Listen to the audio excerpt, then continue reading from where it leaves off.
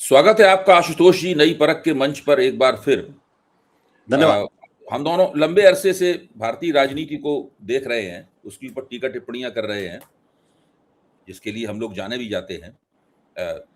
तो जो मुझे साफ दिखाई पड़ता है कम से कम कि इस वक्त नरेंद्र मोदी का ग्राफ, बावजूद इसके कि उन्होंने कुछ विधानसभा चुनाव जीत लिए हैं, लेकिन उनकी व्यक्तिगत लोकप्रियता का ग्राफ नीचे गिर रहा है।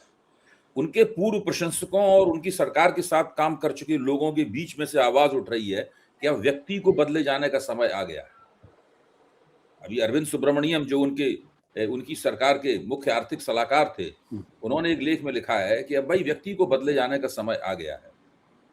तो इस प्रकार की भावना जो अखबारों में लिखी जा रही है, कहीं ना कहीं उस पॉलिटिकल इकोसिस्टम के मानस में भी कहीं ना कहीं अंकित होगी, वहां से भी आवाज आ रही होगी। लेकिन हम ये भी जानते हैं कि अगर लोगों के सामने स्पष्ट विकल्प न हो तो लोग आमतौर पर उस सरकार या उस नेता को ही फिर से समर्थन दे देते हैं जिसके प्रति वो अनमनापन महसूस कर रहे हैं। एक तो एंटी इनकम्बेंसी होती है कि इतनी तीखी एंटी इनकम्बेंसी होगी फिर तो वो काले चोर को वोट दे देंगे, लेकिन उस नेता और सरकार को वोट नहीं देंगे। मैं मानता हूं इस प्रकार की एंटी इनकम्बेंसी मोदी के खिलाफ नहीं दिखाई पड़ रही, लेकिन काफी अनमनापन है। और लोग बदल कर किसको लाएंगे, सवाल इस बात का है, क्योंकि भारतीय जनता पार्टी के पास तो उसने अभी तक ऐसा कोई नेता प्रोजेक्ट नहीं किया जो नरेंद्र मोदी के विकल्प के तौर पर भाजपा खुद दिखा रही हो। राष्ट्रीय स्वयंसेवक संघ ने भी प्रोजेक्ट नहीं किया। तो अब तो विपक्ष ने प्रोजेक्ट किया कि नहीं किया, इसके बारे में हम लोगों को सोचना चाहिए। और एक ही नाम दिखाई पड़ता है, वो है राहुल गांधी का, जो कि राष्ट्रीय मंच पर खड़े होकर पूरे देश को संबोधित करने का प्रयास करते हैं और कभी कभी बहुत अच्छा संबोधित करते भी हैं। वो नरेंद्र मोदी को चुनौती दे रहे हैं लोकप्रियता के ग्राफ के सवाल के ऊपर, एक वैकल्पिक विचार रखने के सवाल के ऊपर, गवर्नेंस का एक वैकल्पिक विचार रखने के सवाल के ऊपर, एक पूरा नए किस्म का ढांचा पेश करने के ऊपर बार बार वो ऐसी चेष्टाएं करते हुए नजर आते हैं।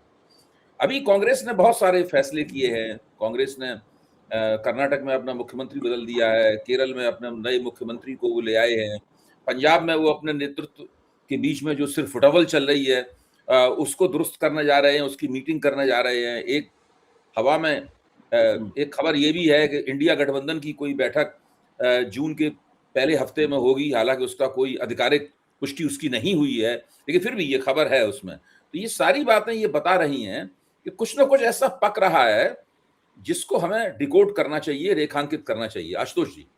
जी बिल्कुल। अभय जी, एक चीज से मैं आपसे थोड़ा सा असहमत हूँ। थोड़ा सा सहमत इस लिहाज से हूँ क्योंकि जब ये कहा जा रहा है कि विकल्प कहाँ है, मुझे लगता है कि जो भारत की जो पूरी की पूरी जो चुनावी प्रक्रिया है वो इस पर कम है कि विकल्प क्या है, बल्कि इस पर ज्यादा है कि जो कुछ सामने है उसकी क्रेडिबिलिटी कितनी है। अगर आप 2004 का चुनाव भी देखें, उस वक्त तो अटल बिहारी वाजपेयी के सम्मुख कोई बड़ा नेता था ही नहीं। सोनिया गांधी जिसकी उनकी मूल की जो पृष्ठभूमि थी उससे तो वो एक इनके खिलाफ बड़ा हैंडीकैप था। लेकिन लोगों को लगा कि जिस तरीके से प्रचार किया जा रहा है वैसी चीजें हैं नहीं और ऑल इज नॉट वेल। तो आपने देखा कि 2004 में अप्रत्याशित नतीजे आए। और इसी तरीके से भारत की राजनीति में चाहे 67 का मामला हो, चाहे 77 का मामला हो, हाँ 89 का मामला बिल्कुल थोड़ा सा अलग है क्योंकि तब विश्वनाथ प्रताप सिंह के तौर पर एक वैकल्पिक पृष्ठभूमि तैयार लगातार होती रही थी। तो मेरा यह मानना है कि अगर मौजूदा सत्ता प्रतिष्ठान से अगर लोगों का मोहभंग होना शुरू हो जाता है और वह क्रिटिकल पॉइंट को पार कर लेता है, तो फिर यह मैटर नहीं करता कि सामने विकल्प है या सामने विकल्प नहीं है, फिर लोगों का मन होता है कि अब इसको हटाइए। आपने 2014 में अगर आप इसकी एक पृष्ठभूमि देख सकते हैं कि लोग कहते हैं कि भाई नरेंद्र मोदी को विकल्प के तौर पर लोगों ने स्वीकार किया। मेरा मानना है कि it was a rejection of the Congress. जिस तरीके से 2010 के बाद से भ्रष्टाचार के गंभीरतम आरोप लगे और उसकी वजह से लोगों का मोह भंग हुआ और जो ऐसा हुआ जो कभी कांग्रेस सोच भी नहीं सकती थी कि उसकी सीटें 50 से भी कम हो सकती हैं। ये तो बड़े बड़े पत्रकारों ने भी नहीं सोचा था, पॉलिटिकल एनालिस्ट ने भी नहीं सोचा था। And Narendra Modi was there at the right time at the right place और उन्होंने कैंपेन भी अच्छा किया। लेकिन वो कैंपेन अगर कांग्रेस की क्रेडिबिलिटी इतनी खराब नहीं होती तो शायद उनको इस तरीके का बहुमत नहीं मिलता। हाँ, सत्ता बनाने के, सरकार बनाने की स्थिति में जरूर होते। तो एक तो मैं इस थीसिस से पूरी तरीके से सहमत नहीं हूं। और दूसरी बात क्या है कि इस थीसिस के पीछे जितना मैं आरएसएस को समझता हूँ, जितना मैं बीजेपी को समझता हूँ, वो लगातार ये प्रतिपादित करने की कोशिश करते हैं कि नरेंद्र मोदी के सामने तो कोई है ही नहीं, कोई विकल्प ही नहीं, तो जनता किसको वोट दे। देखिए नाराजगी है, मोह भंग हो रहा है, लेकिन अब क्या करे जनता, लोगों के पास तो कोई विकल्प ही नहीं। ये भी एक बहुत ही सुनियोजित तरीके से भारत का जो एक पढ़ा लिखा प्रबुद्ध वर्ग है उसमें इसको प्रायोजित करने की कोशिश की जाती है, और इसमें बहुत सिद्धहस्त है। देखिए इसमें कोई, मैं उसको उनको कभी अंडर एस्टिमेट नहीं करता। तीसरी बात क्या है कि जो मैं इस वक्त देख रहा हूं, बिल्कुल आपकी बात से सहमत हूं कि नरेंद्र मोदी जी की अपनी लोकप्रियता में लगातार कमी आ रही है, और उनका जो अपना सामाजिक आधार है, अब उसमें मुझे स्पष्ट दरारें दिख रही हैं। इसके लिए दो बहुत इंपॉर्टेंट जिसे कहते हैं मुद्दे हैं। एक, पहलगाम हमले के बाद जब ऑपरेशन सिंदूर हुआ और उसके बाद जिस आपाधापी में अचानक बिना किसी कारण के इन्होंने सीज फायर किया और उसका कोई तार्किक कारण नहीं बता पाए, उसकी वजह से इनके अपने राष्ट्रवादी सामाजिक आधार में बहुत बड़े स्तर पे नाराजगी दिखाई पड़ी। और मैं इस बात को इतनी मजबूती के साथ इसलिए कह सकता हूं क्योंकि उस दिन मैंने इनके बहुत सारे सोशल मीडिया प्लेटफॉर्म्स में जाकर जो जो कट्टर राष्ट्रवादी थे, जो कट्टर बीजेपी मोदी के समर्थक थे, जब मैंने उनको खंगालने की कोशिश की तो मुझे लगा कि वहां एक जबरदस्त नाराजगी है, क्योंकि उनको तो ये लग रहा था, उनको तो ये घुट्टी में पिलाया गया था कि हम तो पाकिस्तान को नेस्तनाबूद कर देंगे, हम तो जो ऑक्युपाइड कश्मीर है उसको भी ले लेंगे। ये सब नारे दिए जा रहे थे। तो अंत में हुआ क्या कि एक अमेरिका का फोन आया और आप पता चला आपने सरेंडर कर दिया। तो वहां पे वो पहली उसकी धमक थी। दूसरी, जब यूजीसी का जो वो गाइडलाइन आई थी उसमें भी आपने देखा कि बड़े पैमाने पर इनके अपने समर्थकों के बीच में एक नाराजगी दिखाई पड़ी, और कुछ लोगों ने तो मतलब एक कुछ खास जाति के अपर कास्ट के लोगों ने तो इस पर इतनी नाराजगी दिखा दी कि अंत में प्रधानमंत्री नरेंद्र मोदी की जाति का रेफरेंस देके उनको कहा इसको तो यही करना था। इस तरीके की बातें भी उस वक्त हो रही थी। आप सोचिए इस हद तक नाराजगी थी। और उसके बाद से तीसरा जो एक बड़ा कारण मुझे लगता है वो ये है कि जिस तरीके से ट्रंप ने जानबूझ के भारतीय प्रधानमंत्री को लगातार एक तरीके से बेइज्जत करने का काम किया, यहां तक कह दिया मैं तो चाहूँ इनका करियर भी खत्म कर सकता हूँ। तो ये सारी चीजें एक सिलसिला मुझे लगता है कि बना है पिछले साल जून मई की घटना से, ऑपरेशन सिंदूर के बाद से सिलसिला बना है, और प्रधानमंत्री नरेंद्र मोदी किसी तरीके का नैरेटिव बनाने में पूरी तरीके से असमर्थ रहे, जबकि ये उनकी सबसे बड़ी कामयाबी मानी जाती है कि वो हर मौके पे आके एक नैरेटिव बना देते हैं। तो इसमें कोई दो राय नहीं कि प्रधानमंत्री जी की लोकप्रियता में कमी आ रही है, समाज के अंदर एक बेचैनी है, और वो बेचैनी आगे चलकर किस तरीके का रुख अख्तियार करेगी थोड़ा सा अभी कहना मुश्किल है। लेकिन जो एक मैं लार्जर कॉन्टेक्स्ट में चीजों को देखता हूं कि एक डेमोक्रेटिक सिस्टम के अंदर तो बेचैनी बहुत खुलकर सामने नजर आ जाती है, लेकिन जब सिस्टम अथॉरिटेरियन हो जाता है तो लोगों की वो बेचैनी खुलकर उस तरीके से नहीं आती जिस तरीके से आनी चाहिए। और इसका मुझे, और हम इस वक्त जिस सिस्टम में काम कर रहे हैं, जिस सिस्टम में हमारा राजनीतिक सिस्टम है, वो पूरी तरीके से अथॉरिटेरियन सिस्टम है। उसको मैं लोकतांत्रिक तो कम से कम एक हद के बाद नहीं मानता हूँ। जो चाहे वो बोलने की आज़ादी का सवाल हो, चाहे सड़क के ऊपर आंदोलन करने का प्रश्न हो, चाहे विश्वविद्यालयों के अंदर छात्र आंदोलन को कुचलने का प्रश्न हो, उनके खिलाफ एफआईआर दर्ज करने का प्रश्न हो, उनके खिलाफ पुलिस केस लगाने का दर्ज हो, सोशल मीडिया पे अगर आप कोई बात लिख दिए तो आपके खिलाफ क्या क्या क्या हल हो सकता है।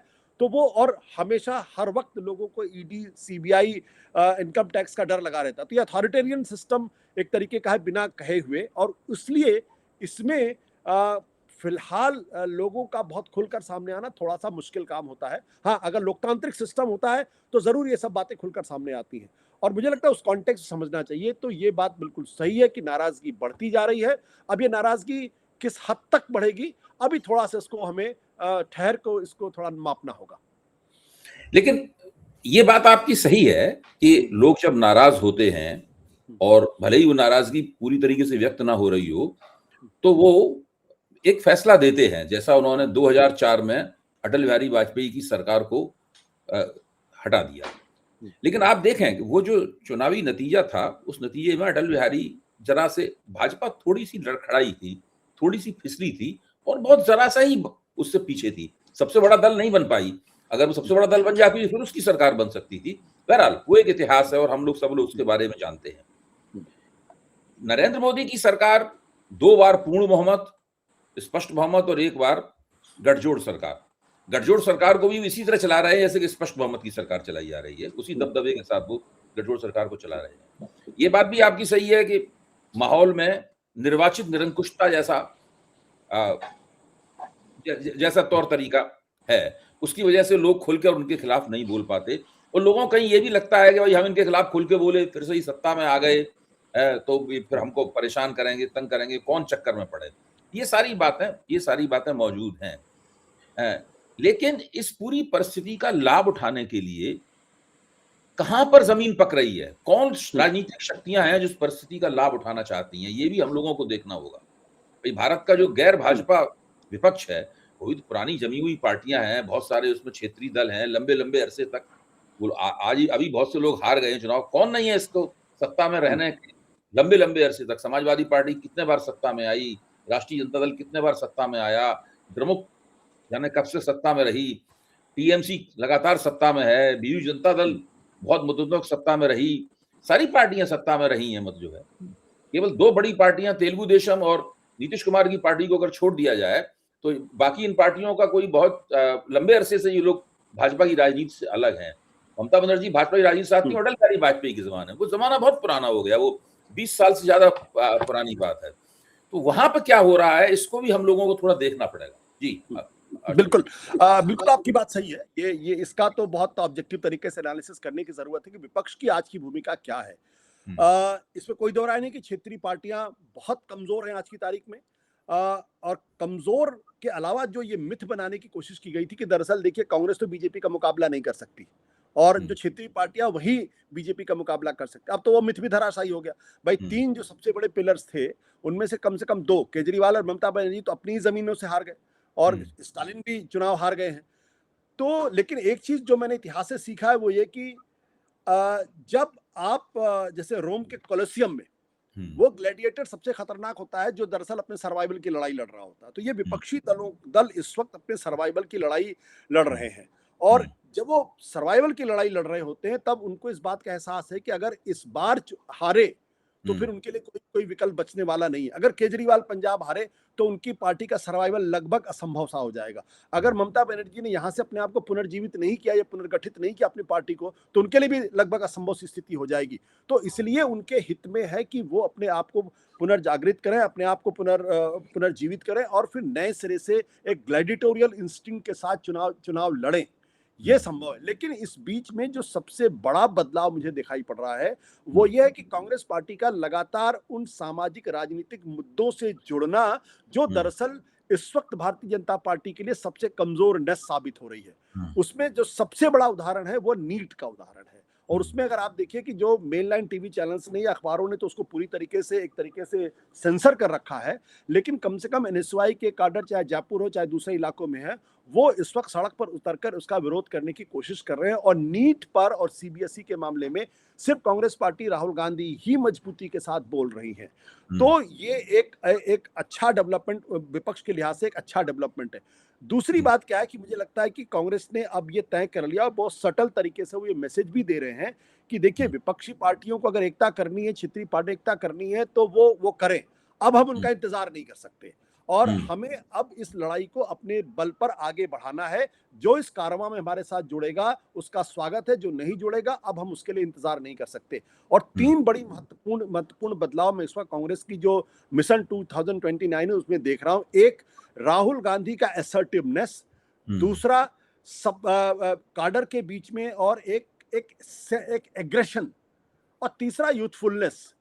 इन तीनों चीजों को अगर आप देखें तो राहुल गांधी ने जब जो जिनके बारे में कहा जाता था कि दरअसल वो तो बड़ा इंडिसाइसिव है, फैसले नहीं कर पाते हैं और वो पूर्णकालिक राजनीति नहीं करते हैं, तीनों राज्यों के अंदर, कर्नाटक के अंदर, केरल के अंदर और तमिलनाडु के अंदर उन्होंने बड़े फैसले किए हैं। कर्नाटक के अंदर सिद्धरमैया को हटाने का फैसला बहुत बड़ा फैसला है। और ऐसी स्थिति में जबकि हम जानते हैं कि कांग्रेस आलाकमान आज उस स्थिति में नहीं है जो इंदिरा गांधी हुआ करती थी कि चुटकी दबाते किसी को हटाया और किसी को बना दिया, वो कांग्रेस अब आज की तारीख में नहीं है। फिर भी इतना बड़ा फैसला करना, केरल के अंदर एक यूथफुल लीडर को, एक नए नेता को आगे लाना, और वहां पे और उसके अलावा तमिलनाडु के अंदर आनंद फानंद में डीएमके से समझौता तोड़ना और टीवीके के साथ जोड़ना, ये तीनों फैसले पिछले 2 हफ्ते के अंदर के फैसले हैं और बड़े फैसले हैं, जो दिखाता है कि कांग्रेस अब डिसाइसिव तरीके से आगे बढ़ना चाहती है और राहुल ने भी तय कर लिया है कि कांग्रेस अब उनके हिसाब से उसको चलना पड़ेगा। दूसरी बात है, आप टीवी चैनल्स हो या फिर उनके काडर की जो भाषा है, उसमें एक जबरदस्त तरीके का एग्रेशन है और ये कांग्रेस की अपनी देन है, ये राहुल गांधी की अपनी देन है।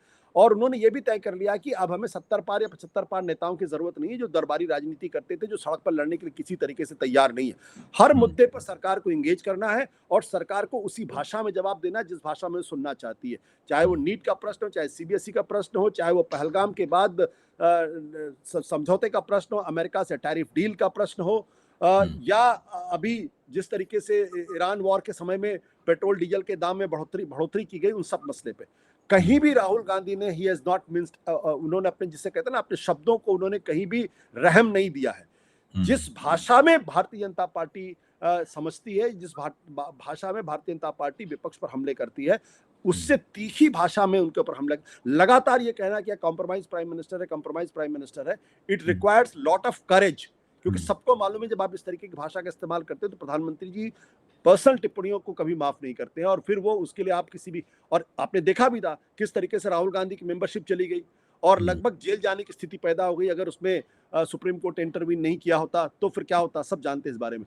तो मुझे लगता है कि ये जो असर्टिवनेस है, जो यूथफुलनेस है और जो कॉलिंग स्पेड अ स्पेड है, और राहुल गांधी का डिसाइसिव होना, और साथ ही साथ बहुत सटल तरीके से मैसेज देना कि हम इंडिया गठबंधन के लिए तैयार हैं, विपक्षी एकता के लिए तैयार हैं, लेकिन आपको भी उस विपक्षी एकता की उतनी जरूरत है जितनी कांग्रेस पार्टी को जरूरत है। यह मत समझिए कि कांग्रेस पार्टी को ही सिर्फ विपक्षी एकता की जरूरत है। अगर आप हमारे साथ आना चाहते हैं आइए, नहीं आना चाहते हैं तो कोई बात नहीं। ये तो बात आपकी बिल्कुल सही है कि पिछले कुछ विधानसभा चुनावों से क्षेत्रीय शक्तियों की जो दावेदारी थी, वो मैं ये तो नहीं कहूँगा कमजोर हुई है, लेकिन ये जरूर है कि वो उसको थोड़ा सा पीछे कदम हटाना पड़ा है, क्योंकि असली फैसला तो चुनाव के मैदान में होता है और चुनाव के मैदान में वो नाकाम रहे। यहाँ तक कि उनके सर्वोच्च नेता भी चुनाव हार गए, जैसे आपने केजरीवाल हार गए, ममता बनर्जी हार गई, खुद स्टालिन हार गए। ये हाँ, इसकी एक बहुत बड़ी बात है, इस तरह से ये लोग हार गए चुनाव।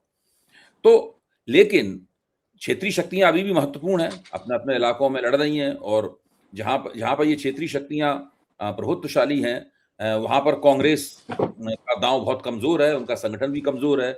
तो अभी तक चूंकि वो लगातार सत्ता में थी और भाजपा को चुनाव में हरा रही थी, इसलिए वो उनकी राष्ट्रीय महत्वाकांक्षाएं बहुत ज्यादा बढ़ गई थी। वो राहुल गांधी को, जैसे कहते हैं, राहुल गांधी की बहुत की राजनीति को कैंसिल आउट कर रही थी लगातार, और वो अपने मन की विपक्षी एकता बनाना चाहती थी, इसमें कांग्रेस और राहुल गांधी का कोई दांव कारगर न हो, इस प्रकार की कोशिश कर रही थी। इंडिया पिछले 2024 में इंडिया गठबंधन की जो राजनीति थी, उसको जिस तरीके से ममता बनर्जी या दूसरे लोगों ने नाकाम किया मिलकर, है वो इस बात का सबसे बड़ा प्रमाण है।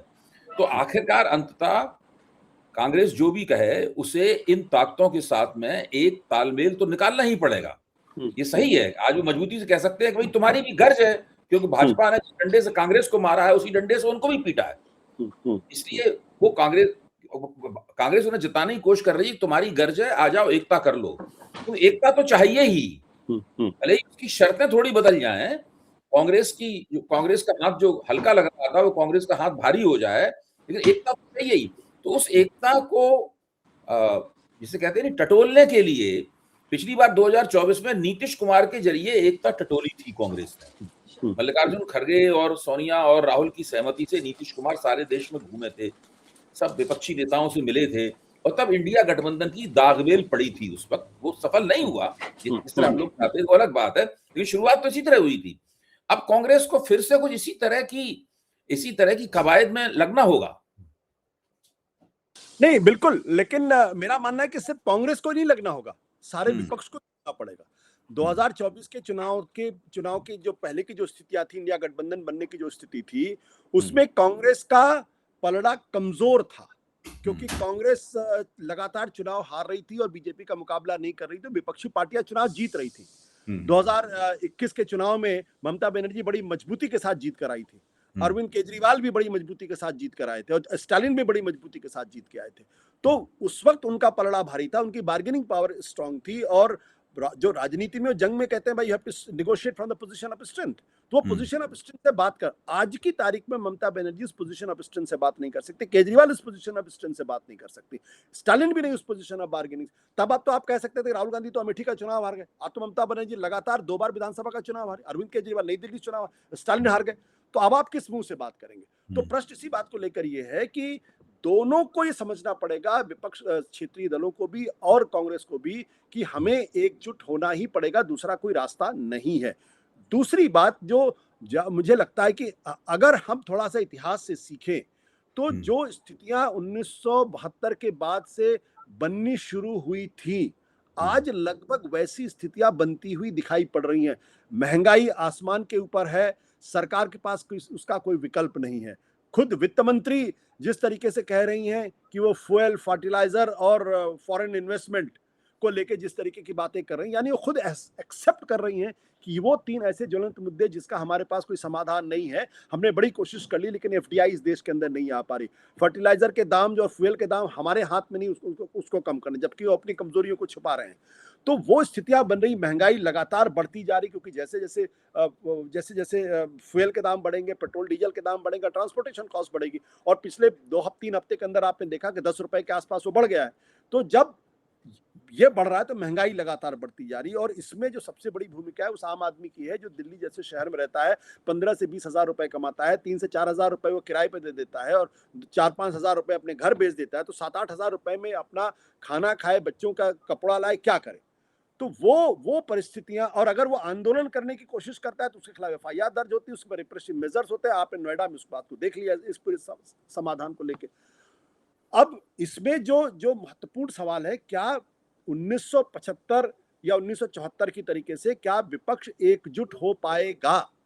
क्या वो एक्सपेरिमेंट जो 1975 में के आसपास हुआ था, जब सारी छोटी छोटी पॉलिटिकल पार्टीज ने अपने आप को जनता पार्टी में मर्ज कर लिया था, वो एक बड़ी आदर्श स्थिति हो सकती है कि जो कांग्रेस से निकले हुए तमाम छोटे छोटे दल हैं, चाहे ममता बनर्जी हो, चाहे दूसरी राजनीतिक पार्टियां हो, एनसीपी हो या इस तरीके की पार्टियां हैं, क्या वो इस बारे में कोई एक वाइल्ड कार्ड हो सकता है कि हम सब लोग मिलकर अब पुरानी कांग्रेस में चलते हैं, उसको मजबूत करते हैं, फिर एकजुटता का एहसास कराते हैं, फिर हम चुनाव लड़ते हैं? क्या उस बारे में कोई सोच हो सकती है? मुझे नहीं मालूम। मैं एक बात कह रहा हूं, क्योंकि आपको याद होगा कि 2024 के लोकसभा चुनाव के समय में शरद पवार ने इस तरीके की एक बात कही थी।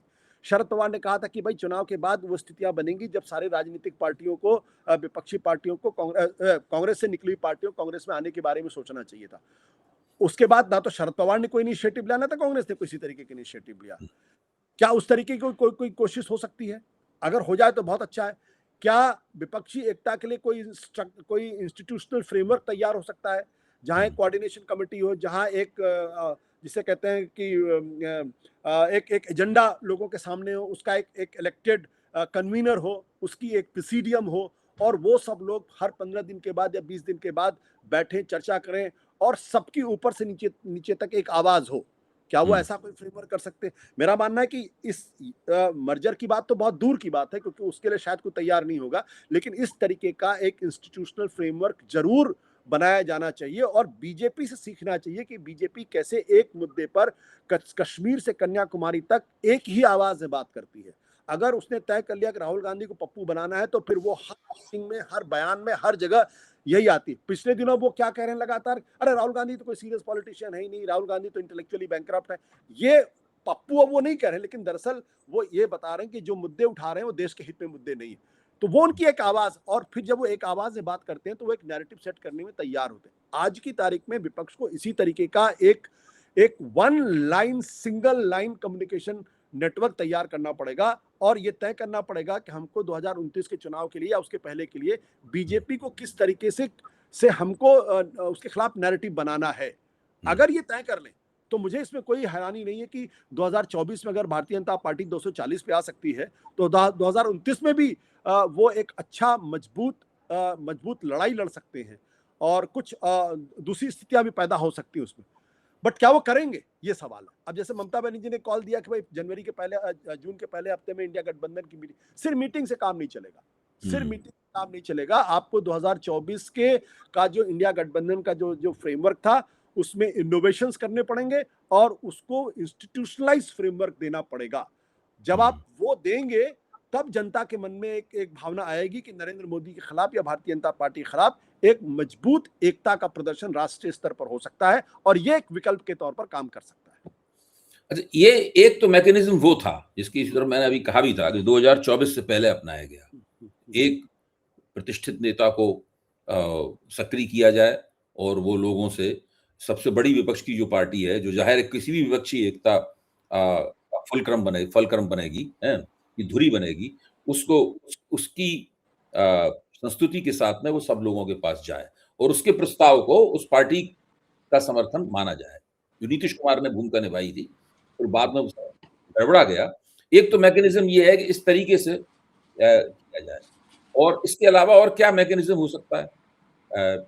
ये भी एक सोचने की बात है, क्योंकि क्षेत्रीय शक्तियों में कुछ शक्तियां ऐसी हैं जो विपक्षी एकता को लेके न केवल ठंडी गर्म रहती हैं, बल्कि विपक्षी एकता में जनरल कभी शामिल नहीं। बीजू जनता दल है, बीजू जनता दल कभी बीजेपी ने उसको हराया, बीजेपी के खिलाफ लड़े, अभी भी वो बीजेपी की गोद में नहीं बैठे हुए हैं, लेकिन वो कभी भी बीजेपी के प्रति नरम भी पड़ जाते हैं। ऐसा लगता नहीं है कि वो इतना, बीजेपी ने उनको चुनाव हरा के सत्ता से बाहर कर दिया, एक दुर्गत कर दी उनकी एक तरह से।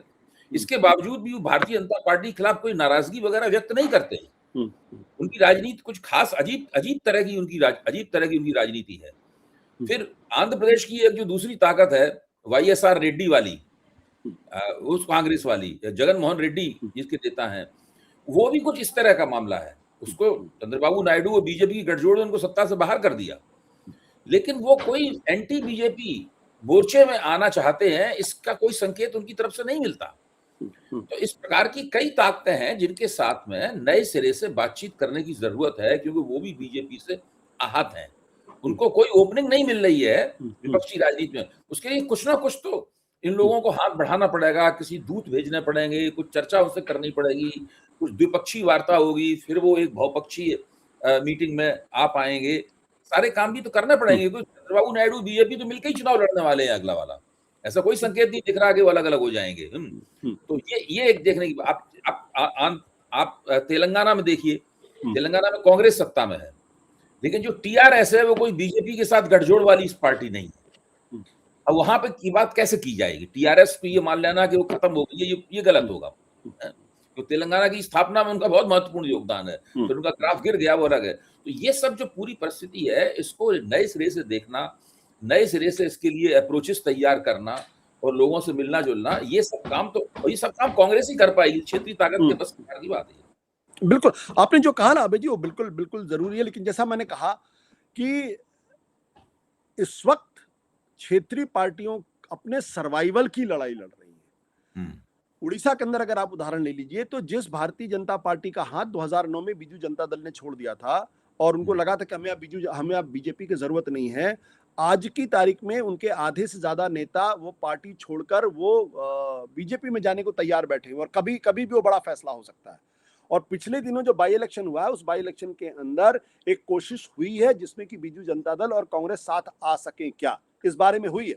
और खुद नवीन पटनायक ने अपनी पार्लियामेंट्री पार्टी के नेताओं को इस बारे में स्पष्ट मैसेज दिया है कि बीच का रास्ता छोड़ना पड़ेगा, आपको भारतीय जनता पार्टी का कड़े शब्दों में मुकाबला करना ही पड़ेगा, क्योंकि अगर वो उड़ीसा के अंदर अगर प्रमुख विपक्षी दल है और बीच का रास्ता लेते हैं, तब तो बीजू जनता दल का पराभव निश्चित है।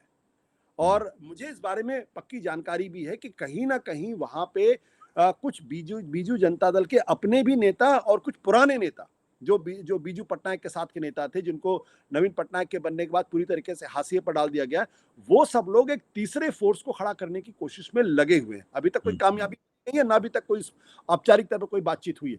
तो नवीन पटनायक को इस बात का एहसास हो गया है कि अगर अब हम बीजेपी से लड़ते हुए नहीं दिखाई पड़ेंगे तो उड़ीसा के अंदर हमारा कोई अस्तित्व बचेगा नहीं और फिर उसको स्पेस को भरने के लिए कोई ना कोई आ जाएगा। जहां तक आंध्र प्रदेश का प्रश्न है, तो जब टीडीपी मजबूती के साथ बीजेपी के साथ है और बीजेपी वो पार्टी है जो अपने गठबंधन के साथियों का इस्तेमाल तो करती है, लेकिन उसके बाद उनको धीरे धीरे खत्म करके अपने आप को स्थापित करने की कोशिश करती है। तो चंद्रबाबू नायडू इस बात को अच्छी तरीके से समझते हैं, लेकिन आज की तारीख में वो सरकार में केंद्र में बीजेपी की सरकार है, तब तक वो उनका साथ नहीं छोड़ेंगे। लेकिन जगन मोहन रेड्डी ये वल्नरेबल है, उनके खिलाफ इतने सारे केसेस हैं, वो जेल जा चुके हैं और कांग्रेस ने उनकी ही अपनी बहन को वहां का अपना अध्यक्ष बना रखा है और जहां तक मेरी जानकारी है उसके हिसाब से कहीं ना कहीं जगन मोहन रेड्डी से संपर्क करने की कोशिश की जा रही है, और उसमें दोनों चीजें हो सकती हैं कि आप इंडिया गठबंधन में शामिल हो जाइए, या फिर आप जो अपना अलग अस्तित्व बनाए हुए हैं उस अस्तित्व को छोड़िए और कांग्रेस के साथ आइए और पूरे आंध्र प्रदेश को आप चलाइए, क्योंकि अब आप अकेले इस ताकत का मुकाबला नहीं कर सकते हैं। अगर ममता बनर्जी हार सकती हैं तो आप, और लालू यादव को अगर जेल हो सकती है तो आपको भी भारतीय जनता पार्टी किसी दिन वो 10 साल की जेल करवा देगी, फिर आपका कोई बचाने वाला नहीं आएगा और पार्टी भी खत्म हो जाएगी और आप भी निकल नहीं पाएंगे। तो मुझे लगता है कि दोनों जगह कहीं ना कहीं इस बात की फुसफुसाहट शुरू हुई है, उड़ीसा के अंदर भी और साथ ही साथ आंध्र प्रदेश के अंदर भी। अब प्रश्न इस बात को लेकर यह है कि हम सब लोग शायद पुराने मॉडल के अभ्यस्त हैं, जहां एक हरकिशन सिंह सुरजीत हुआ करते थे या फिर देवीलाल होते थे जो इनिशिएटिव लेते थे। जैसे 1989 की लड़ाई थी, देवीलाल, एनटी रामाराव जैसे लोगों ने या फिर हेगड़े जैसे लोगों ने कोशिशें शुरू की और फिर वो अंत में एक मुहिम में तब्दील हुई और एक गठबंधन बना। उस वक्त नेशनल फ्रंट का गठबंधन बना था। या 1996 में एक कोशिश हुई थी जो हरकिशन सिंह सुरजीत ने कोशिश की थी। आज की तारीख में उस स्टेचर का कोई नेता है ही नहीं जो इस तरीके की कोशिश कर सकता है, और ना उनके पास उस तरीके का कोई नेशनल कमिटमेंट भी। ये भी मैं बड़ी मजबूती के साथ, हरकिशन सिंह सुरजीत का एक नेशनल कमिटमेंट था, उनका एक नेशनल पर्सपेक्टिव था। देवीलाल, एनटी रामाराव और रामकृष्ण हेगड़े, इनके कमिटमेंट्स थे अपने एक राष्ट्रीय परिदृश्य को लेकर। इन नेताओं के पास अपने परिदृश्य का कोई वो नहीं था। कुछ हद तक नीतीश कुमार के अंदर भी था, लेकिन उनकी दिक्कत क्या थी कि उनको कुर्सी से चिपकने की आदत थी और वो अभी भी है। तो हो सकता है कि इनके बीच से कोई नेता उभरे, लेकिन जो राजनीतिक प्रक्रिया जो अब चल रही है, जिस तरीके का राजनीतिक माहौल है, उसमें ऐसी स्थितियां बन जाएंगी कि क्षेत्रीय दलों के पास दो ही विकल्प होंगे।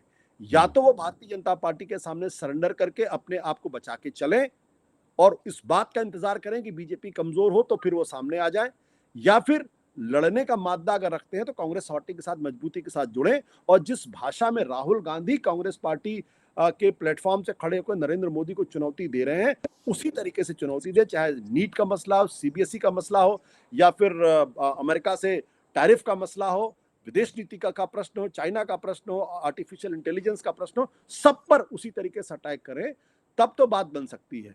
अगर आप चुपचाप रहेंगे तो अब चुपचाप रहने का वक्त नहीं है। ममता की पार्टी का जिस तरीके से पराभव हो रहा है ऑन अ डेली बेसिस, आप देखिए उनके अपने ही मेंबर ऑफ पार्लियामेंट कह रहे हैं कि भाई टीएमसी तो चंद दिनों के अंदर खत्म हो जाएगी। जो सिटिंग मेंबर ऑफ पार्लियामेंट है, मतलब सीनियर नेता, कोई बच्चे नहीं है, वो इस तरीके की भाषा करे और हम लगातार इस बात को देख रहे हैं किस तरीके से उनकी पार्टी का क्षरण हो रहा है।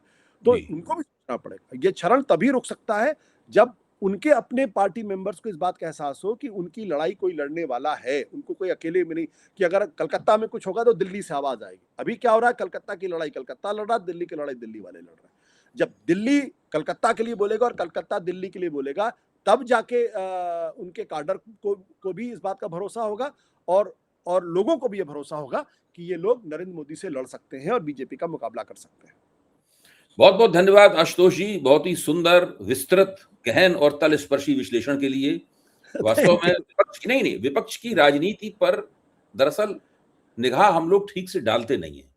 विपक्ष की राजनीति पे हम दोनों ने मिलकर एक निगाह डाली है और मैंने आपके सामने 3-4 सवाल रखे ताकि वो ट्रिगर पॉइंट सवाल बन सके और वो बात पूरी तरीके से निकल के आ पाए। रास्ता अभी डगर कठिन है और पूरा मामला जटिल है। ये मोदी का ग्राफ गिर रहा है, लेकिन उस ग्राफ को प्रतिस्थापित करने के लिए, मोदी को हटाने के लिए काफी काम किया जाना अभी बाकी है। जनता को भी काम करना है और विपक्ष को भी काम करना है। बहुत बहुत धन्यवाद। धन्यवाद। Thank you sir, thank you.